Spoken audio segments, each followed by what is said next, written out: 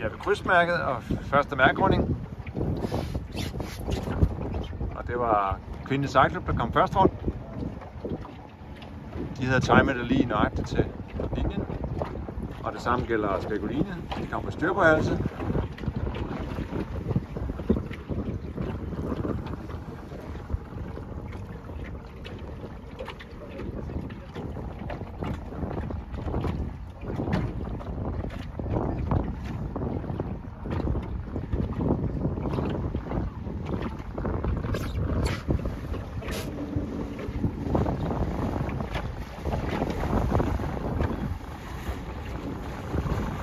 Så har vi den røde løber, som jeg vil gøre klar til spildersætning. De havde også fået timet det godt.